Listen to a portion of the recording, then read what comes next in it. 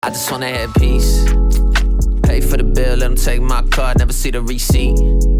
Good health, we prize, but everybody around prosperity. What's up, guys, and welcome to the LivBtr Podcast. This is your host, Siano, and this is the show for people trying to optimize every area of their life. Let's go. I just wanna have peace.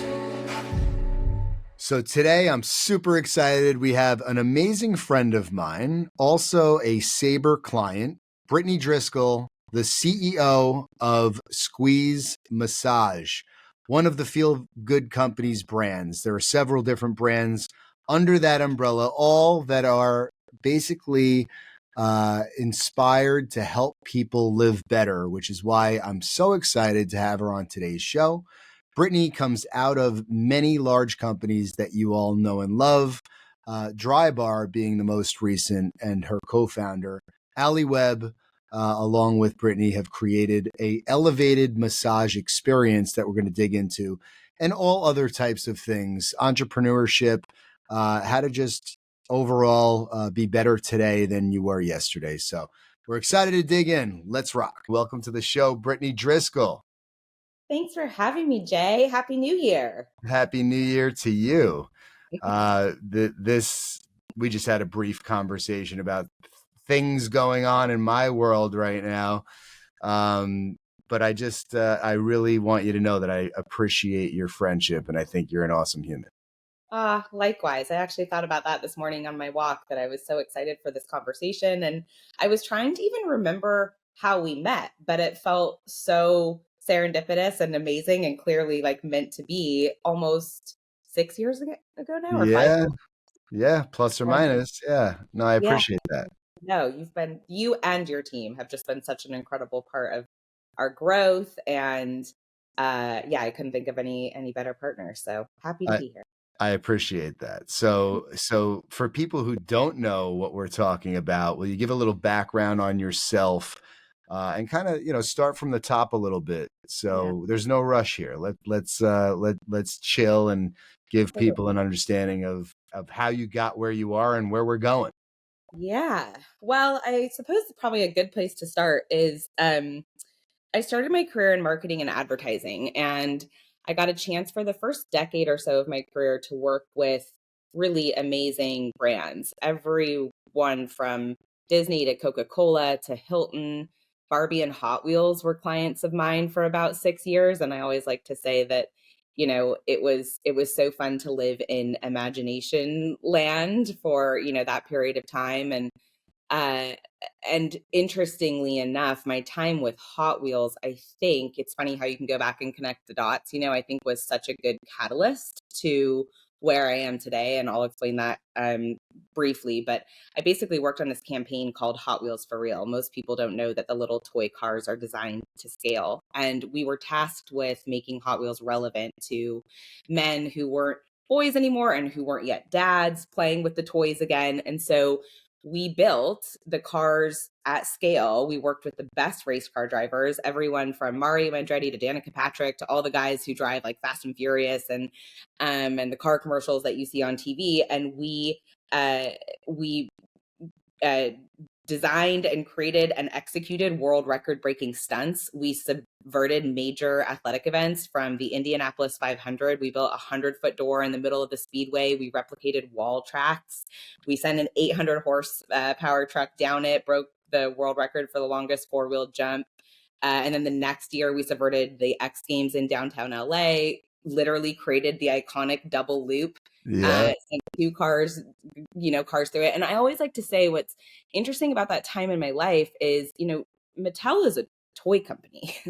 And this project literally put people's lives on the line. It was like a matter of life or death, and we spent a year plus testing out in the desert. We had there's videos online that you can see now where we sent a remote control car on top of the loop and like it falls directly down. And, and I always like to say that what that really taught me was, with a big vision and the right people in the right roles dedicated to making it happen, like anything is possible.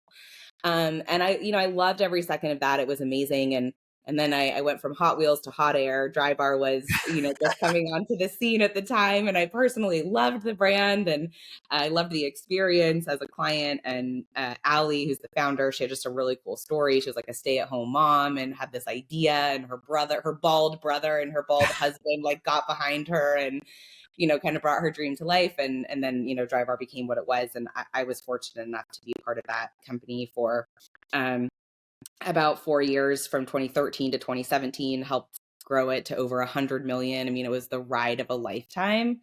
But I've always just been an entrepreneurial spirit at heart. I really like the building stage. I like creating. I like kind of figuring it out, like the chaos of the unknown. Call me crazy. And so Michael and Allie, the founders of Drybar, had always had this other idea in the back of their mind. They just didn't have the bandwidth to get it off the ground. And honestly, like, they talked about it all the time when I was working at Drybar. And so that's how Squeeze came to be. So I am one of the co-founders and the CEO of Squeeze, which is a brand new massage concept. I guess it's not super brand new anymore. It still feels that way though. And really the whole idea was, we looked at the landscape, and on one end of the spectrum, there's low-end discount chains, which I always like to say, to their credit, really made massage accessible to the masses. They created this category. And then on the flip side, you have high-end hotels and spas, which are really lovely, but unattainable for a regular routine experience. And so similar to Drybar, we brought in that, high-end, sophisticated, luxurious experience, but at an affordable price point. And then beyond that, we've added this technology layer that really enables convenience and personalization. So our guests are able to not only book their appointment, but set all their personalized preferences through our app. It's saved to their profile. Their massage therapist reviews it prior to them even walking in the door. When they get into the space itself, Squeeze, we've got a beautiful lounge that you can relax in. We've got spa water and tea and almonds. We have an interactive aromatherapy bar that you can actually choose which scent you want to apply during your experience. And then we get into the suite, which is what we call our rooms. There's 6 different music playlists that you can choose from. There's a phone charging station. There's mints and hair ties. We even have a ready button on the table. So you, as the guest, let the therapist know when you're ready for them to re-enter the room and start your massage. And then post-massage, like Uber and Postmates, you pay, rate, tip, and review. We like to say guests walk in and float out. So the whole experience is really designed just to be very relaxing and seamless, and hopefully very enjoyable. Yeah, I mean, well, it's so smart and it's so necessary. I mean, just really filling that void. I think that those earlier brands that were also tremendously successful, the Massage Envies of the world, the Hand and Stones, the Elements, we're kind of the gateway drug, into, to your point, massage for a lot of people, and making it really convenient and accessible, but I think a lower experience than a lot of people would want. And that's where Squeeze comes in. That's right. I mean, it's just, we're meeting the consumer where they're at today, and probably as important to that, we're also meeting the employee, the massage therapist, where they're at today. There's so much. I like to say we're in the people industry, not the service industry. There's so much that ultimately revolves around how we're making people feel. And so we've tried to put as much thought into the employee experience as the guest, because I believe if we have happy employees, we have happy guests, we have happy owners, and the world kind of goes round. But to your point, just about kind of the disruption piece of the industry, I like to think about Squeeze like what Uber did for transportation, what Postmates did for food delivery, what Airbnb did for hospitality. Like, we're taking an ingrained behavior that already exists and just making it better, putting some extra layers and addressing some of the challenges that exist, and again, just meeting people where they're at today. So yeah, it's been such an incredible ride. We opened our flagship location, as you know, where we met for the first time, in Studio City in Los Angeles. We opened in March of 2019. So we were open for 11 months before the world had different plans for us. And gosh, and not that we all need reminding, but just, COVID obviously hit. So we were closed for an entire year, being in Los Angeles, one of the strictest jurisdictions during that time. And then honestly, I mean, it took us like a year from that point in time, from 2021, to build back. So it was like a 2-year rebuild journey. And, interestingly enough, and we now have 90 locations in development. I mean, that's just like, that's just awesome. Like to hear like 90, that's unbelievable, just especially with that interruption, and I think I know where you're going, but you continue, because my question was going to be, were there some things that happened as a result of that benefited the brand, benefited the business? I think you were Yeah. going there already. Gosh, I think there's so many things. I will tell you the biggest thing that I learned from that time period, though, and that experience is I'm so convinced that the most successful people are not the best educated, experienced, or well connected. They're just the ones who keep going and don't give up.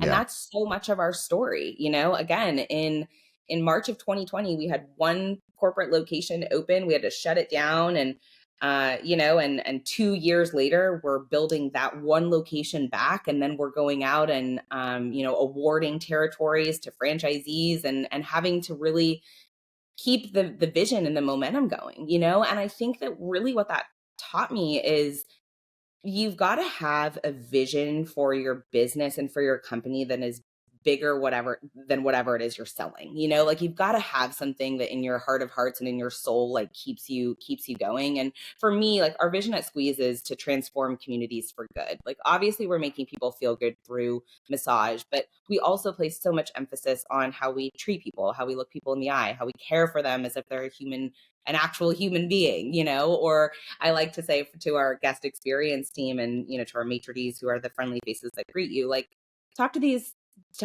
strangers, because they ultimately are when they're coming to us for the first time, as if you're welcoming them into your home, or, they're a family member who you care deeply about and you want to ensure that they have a really, really wonderful experience. Like, I think so much of that is lost today. And so in any case, that's part of, what that experience taught me and what it really solidified in me in the importance of building a business and certainly a brand that is dedicated to the well-being of the public.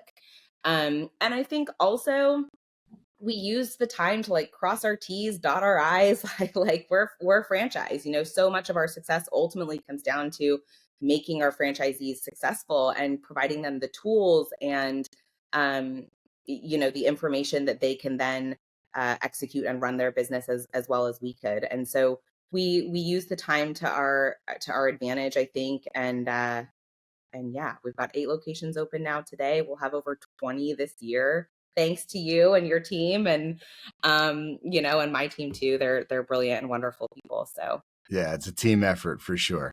It's interesting though, because having worked with a lot of different companies that are both corporate in nature and franchised, I think Squeeze is one of the few companies that we've worked with that operate in a very corporate nature, because they really, really, you guys absolutely consider, the franchisees to be partners.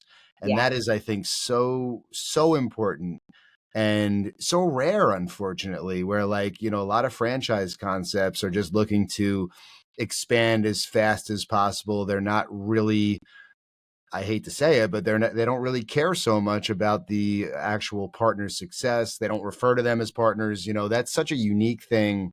And that's truly why I really enjoy everything that you guys are doing, beyond the fact that, everything is like best in class and everything is so well thought out, and just, the way that you guys approach brand. I mean, I think Dry Bar, is a great example of that. Dry Bar is like, the way that people refer to like places in different areas as like the Brooklyn of, or like in the fast casual world, it's like, yeah, well, they're kind of the Chipotle of Italian food or whatever it is, right? Like it's the Dry Barification of, these things, which the attention to detail and the way that everything you guys do is just, in my opinion, can't be done better. And I truly mean that. And you guys are just best in class all the way around. And I think anybody who's involved in your ecosystem is really fortunate to be there, because, there's so many franchises that, I look at that I'm just like, this is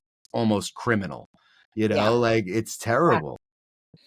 When I was at Dry Bar as the head of marketing, I used to joke that I wanted to work myself out of a job. And it wasn't because I didn't love what I was doing, but it was more so because I'm such a believer that if you create a good experience, your customers do your marketing for you. And that is ultimately how you build what I like to call a love brand. That's what we used to call Drybar. That's, ultimately what I think we're building at Squeeze too. But it is all about the little things. Little things are big things is one of our values. And it's for me, when the little things are applied to an experience, and it can be anything. It can be a brick and mortar experience. It can be, the experience when you're opening up a package from a brand. It's like if that little thing that created a spark of joy didn't exist, you wouldn't know, you wouldn't think about it otherwise. But because it does exist, it makes you feel like someone thought about you. It makes you really feel like, oh, my experience here matters. Like my time and my money being spent here is worth it. And so, and that's so much of what we took from our experience in building Drybar. Drybar was, really about being overly obsessed with the customer journey and the experience, and like every little thing feeling really magical. And thankfully, the founding team of Squeeze is the same founding team as Drybar. And so we're able to apply a lot of those little sparks, if you will, throughout everything that we're doing. And exactly that, really trying to create a brand that becomes this love brand across the country, but is owned by local owners. And for me, that was so exciting as we built Squeeze. Drybar, when I was there, was like 70% corporate owned, about 30% franchised. And that's a hard dynamic internally to build the infrastructure to support. I mean, the way that you have to support corporate doors is just very different than a franchise. And so,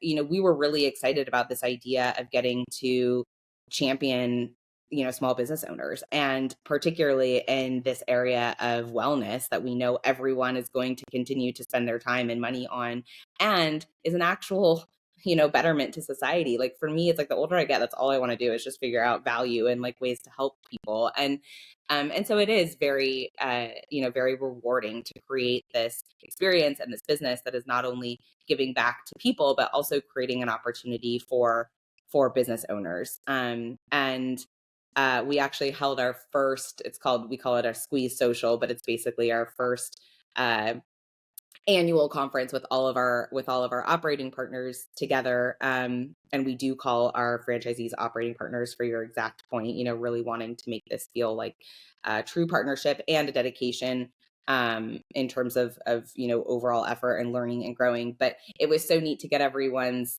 feedback because it was the first time that they all met each other. And, it was like, oh, wow, I feel like I'm in a room just full of friends. I feel like we've been very intentional about the people that we've brought into the business and who are representing the brand in their communities. And so that's just so cool too. I mean, it's like you work with the best people and you just want to create really cool shit with really cool people.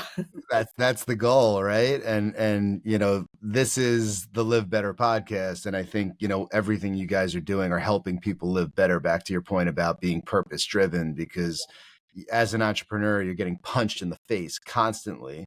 So there has to, right? Like, and talking about that period with COVID, like there has to be something that's beyond the quote unquote like simple measures of success, right? Like it really needs to be purpose driven to help you kind of push through those moments. But for you personally, what would you say is important to you for you to be able to run a company the way that you do? Like, I'm just curious, like what makes you feel good, right? Because feeling good is really important to everything you guys do at your company, but also on a personal level. Like, what makes you feel good?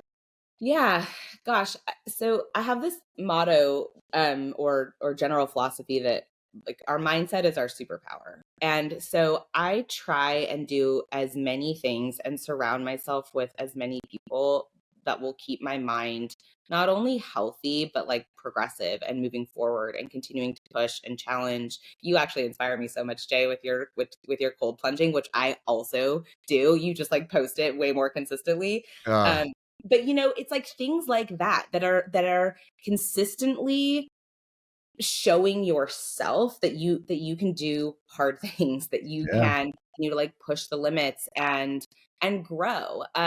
So I think I try and do a lot of those types of activities. I do morning walks, I do cold plunging, I journal, and also I surround myself with people who are asking big questions, or reading interesting books, or challenging and just growing themselves, like Yeah. doing interesting experiences. And I think that is what expands the mind, and it's what keeps us um open to learning. And I really do feel like that's like the key to at least a happy life, not always an easy one, but I think that we're our best when we're really challenging ourselves. And I know you are like, you're up there, man, with all the things you do around that. Yeah, I mean, I honestly, like, the things that I've been doing have helped me so much, like, because I'm going through a lot right now, obviously, and I'm able to really like I don't know, like I feel so strong, like mentally, which is everything, and I haven't always felt that way. And trust me, I have my moments. I'm human, but Yeah, it's the things that I've been doing have made such a change where yeah. I truly like feel like I could take on almost anything. Yeah, that's Yeah, right. And yeah. and and it's like, I think it's the little things too, and it's the things that we do most consistently. I don't know what you do for the new year, but I'm not a big resolutions person, but I do always choose a word for the year that like is really just defining for how I want to approach decision making and all of that. And the word somehow kind of always appears to me like it's just one of those things Let's that. hear it. You've heard it Yeah, here first. yeah, that's right. So for 2024, mine is discipline. Yeah. And so for me, really what that comes down to is like how I am spending my time, where I am focused, do I need to really make that trip? um you know and it all comes down to like the little behaviors that add up to the big results. And I think that like what you're talking about is in those hard moments, it's the little behaviors leading up to it that's ultimately going to serve you. um and I I feel like think, just to chime in there real quick, I think discipline is the highest form of self-care. that's right. I literally was just talking about this with a friend yesterday. We were walking around a beautiful lake here in Nashville, um and that's right. And I think that unfortunately I wish I learned that a little bit earlier on in my life. Me I too. don't think I had good examples of that so much growing up, but Likewise. yeah, but it's like, the more we talk about it, the more hopefully someone out there who's 25 will be like, oh, maybe I should take note of it. Because They will. yeah, the more you can apply that earlier on, just clearly your life is going to grow exponentially in so many amazing ways. So But think about how successful you are and where you are today. And, it's funny because you look back and, you could say that type of a thing, but the fact that you're aware of it and yeah, doing everything to kind of take advantage of those things today is what matters. that is, and it's all we can do. Today That's is it. all we're getting. So it's like, Yeah, go out there and make the most of it. I agree. By the way, I love walking. I'm like obsessed. I walk so much.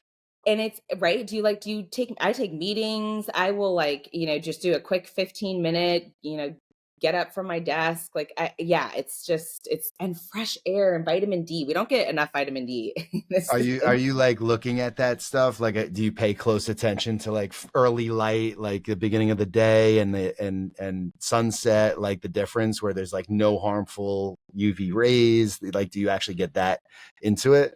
Okay, well, I know you like track all your stats and stuff, Yeah. which I don't do quite yet, Yeah. but I listen to Huberman all the time. I'm Yeah. sure. Yeah. And I'm referring to one of his podcasts right now. Okay, well, Yeah. so I do like look at the sun in the morning type of thing. I haven't. Yeah. What's the sunset thing? I don't know. Yeah, I don't so know. his podcast with Rick Rubin recently, I was listening to it when I was walking on the beach in Florida, and I just happened to be listening to it, and Rick is like really into light, right? So he thinks that we're not supposed to be so exposed to so many bright lights the way that we are, and it affects your circadian rhythm and all the things. And basically there's time during like within the first 45 minutes of the sun rising, and then again sun setting, where none of the harmful effects of the sun are there essentially. So so those are apparently the best times to be outside and barefoot and grounding and things of that nature. I'm not great about that. I try to I'm trying to get better at that. But 2024 for me, it's funny because in that same, actually the time I was walking on the beach listening to that podcast, I stopped and like just reflected, and it kind of dawned on me, to your point, that I just need to be way more intentional. And for me, I kind of coined less is more in 24. Love it. And last year for me, it was alcohol free in 23. So, and I went the whole year without drinking, and I don't think I'll ever have another drink as a result of that. That's incredible. I'm all for a good rhyme. You remember things better that way. So that's a good way to go about it. It just happens, by the way. I don't try it. Like I'm like, less is more for me. And I'm like, it rhymes with 24. Same thing happened with alcohol free. I'm like, in 23, like, wow, that's weird. Amazing. Yeah. Yeah, exactly. It just comes to you. Yeah. Well, speaking by of the way, that's been my biggest unlock of superpowers, not drinking. Not drinking. I mean, it's like, it's literally like insane. Yeah, I believe that. We're doing dry January, and we do like sober October. Like we definitely kind of are intentional on at times around that. I mean, not always, but I hear you. I mean, it's like you sleep better, you have clarity of mind, all of it. So I mean, eat better. You don't, you're not making any poor decisions. It's really like you're stacking like all positive things, because, by the way, I can't go out and have one drink or two drinks. I'm just not wired that way. It's like, when I go out, it's like crashing. It's 100%. So it's like my next 3 days will be, screwed up, and I'm just not willing to do that at this stage of my life. No, it's good. It's, good self-understanding, like regulation to have. The other thing I was going to say, just about like the start of a new year, I don't know what your thoughts are on this, but the past couple of years, I've been so into just this idea of actually following like the seasons as a person, like following the state of the earth, essentially. And so right now, I think there's so much focus on like new year, new you, and pushing hard into the year. And I think, in fact, like this time of wintering, of like going inward and like rejuvenation and all of that, like I'm so into it. And so that's why, I also am giving myself like grace and a bit of slowness still as we move into the year. That, again, when I was younger, I was like, gonna like take on the world come January 1st. And not to say that I don't have that mentality in terms of wanting big things in life, but I think I'm also just so aware that, like, the spring equinox, I think, makes honestly a lot more sense just from how we go out and approach the year. So I'm still kind of wintering at the moment. I love that. I mean, I'm very much, for me, it's like, I'm really trying to be mindful of transitioning from like hustler mentality, because for you to get where you are, you have to have that hustler mentality early on, where it's just the grind. And you're pushing as hard as I literally, we had a staff lunch during the holidays, and I was sitting talking to a couple of the people, and I said, I just feel like I've been pushing a big ass boulder up like a steep hill for the last like 2 decades. Mm-hmm. Like literally, like every single day, waking up and pushing that damn boulder back up like practically a straight like line, and for the first time I said, like, I just feel like I don't need to push that. Like it's maybe I'm still on an incline, but it's like a comfortable incline, right? Like I'm not at all on a flat road, and I'm definitely not going downhill, but I think that it's like, I think that we also have seasons in our life, and I think it's a maturity. I think that's why less is more right now is such a focus for me, because I'm so wired to go hard, like as much as possible. And I think that you and I could fall into a trap of actually not accomplishing more as a result of going hard. That's like actually accomplishing less. Exactly. It's, I mean, the power of rest is such a real thing that, again, it's like if you learn that earlier on, I think that your longevity will be greater, right? Your endurance will be able Totally. to sustain greater because of that. And so, yeah, I think that the power of rest is a real thing, and it is needed. It's needed to do big things. There was actually some study recently I saw, like the most effective people in the corporate world are the ones who take the most vacation. Yeah. And Yeah. it's like, that's so counter to how I used to work as a 25-year-old. I would like be first in the office, last out. And not to say that that didn't serve me, but I do think that there comes a point where that's so unrealistic Yeah. and not healthy. It's not healthy for your life. It's not healthy for you as an individual. So Yeah. yeah, I think, But there's I would venture to say that a lot of like really successful people started off that way, and that's how they got, totally yeah. agree. Yeah, there's seasons of life also, right? Where Yeah. you're just like constantly in go mode. Yeah, no, Yeah. I'm a believer in that. I just think it's like at some point you kind of have to evaluate how that's serving you. I mean, for me, I ended up 6 years ago in a hospital in Florida with a herniated disc. I couldn't move. They had to like wheelchair me in and out, and it was because I had just gone so hard. I wasn't taking care of myself, and you don't want those wake up calls. No. It can just be more of like a slow up and down, not like a coming to a screeching halt because you haven't taken care of yourself. And for How, me, that how was much how much are you traveling now? Because that's um, also another well, thing. okay, so that's one of my biggest things in my discipline category Yeah. is really limiting my travel, because not only does it's hard on your body in so many ways, but I get less work done. There's just a reality to like having to Totally. travel and be out and about and like making the most of it and taking time with people. And so I'm actually trying to limit my travel pretty significantly this year. We'll see how it goes. Yeah. I have one trip this month and I have one trip next month so far. So Yeah. I'm normally like on a plane once every week or two. So Yeah. That's insanity. Like it is that. insanity. I mean, just from a hydration standpoint, like all the things, like it just throws sleep. Totally. What time do you go to bed? I like to go to bed somewhere between 9:30 and 10. Yeah. Me And I too. get up early, I I don't like, always hit that, but I like to. Yeah. yeah, yeah. I get up somewhere between like 5:30 and 6 most days. So yeah, the early to bed, early to rise is a motto I live by. What do you do when you wake up? Are there any things that you incorporate that you Oh do yeah. before? Do you get right on your phone? Do you get on a computer? Do you? I will. I mean, annoyingly, actually, one of the things I'm doing right now is in January. I'm like tracking my time, and like annoyingly, I look at my phone in the morning. Of course, So do I. I'm you the know, worst. but I'm trying to limit it. So it's like I'll look at it for a couple of minutes in bed, and then I'll pop up. And what I do is I come downstairs, I turn my fire on, I get coffee going, I'll journal and I'll Yeah. meditate. Yeah. Go for a walk, and then like dive into the day. I've really been trying to be like intentional about the screen time situation. I also am reading a lot more. I finished 3 books so far this year, which What sounds weird books? because we're Do on. tell. Wait, I mean, three books so 3 far books this year?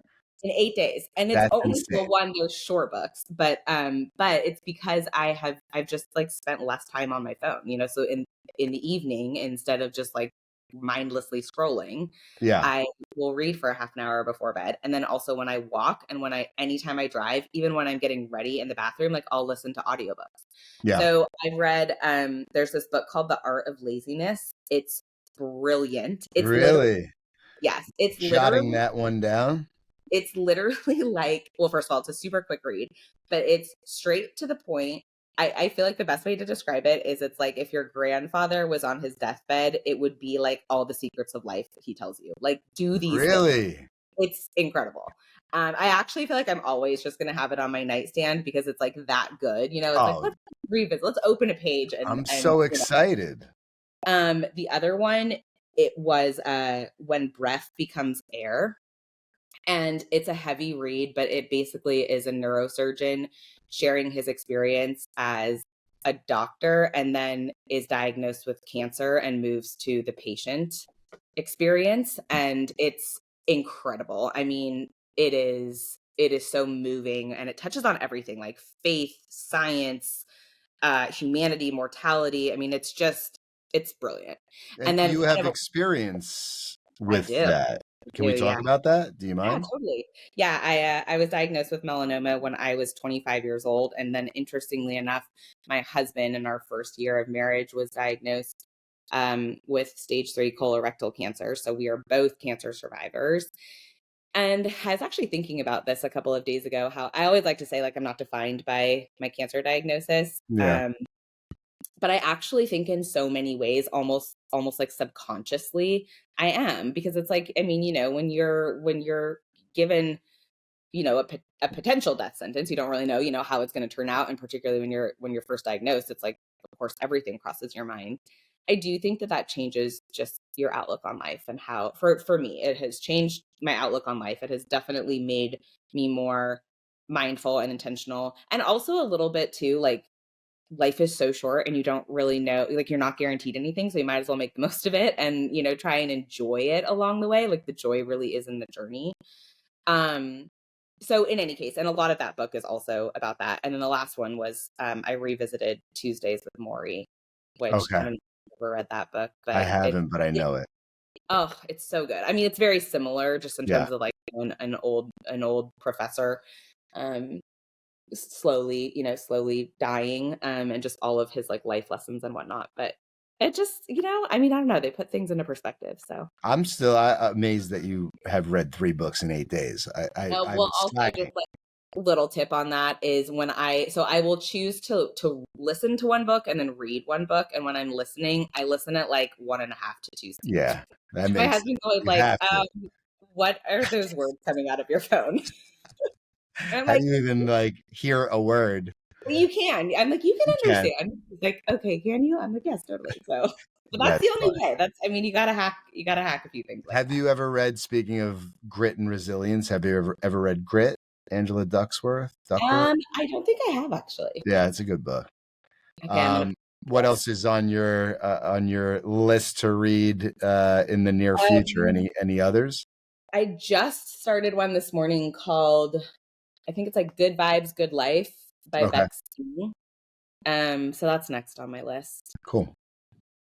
I'll keep you posted Are you on speaking what. anywhere anytime soon? Are you Uh, at any events? I have a few events. Girlfriends in Business in Scottsdale is one of them. It's hosted by my friend Lori Harder. It's amazing. Like, That's I mean, the awesome. women who show up to this event are such powerhouses. I'm always like, afterwards, you talk to people and I'm like, you should have been on stage. I would like to like When learn more. is that? I mean, I'm not It not is not able to Feb. join that. Yeah, no, it's February 3rd. Yeah, February because 3rd. I know some women that should definitely Yes. attend that. Yeah.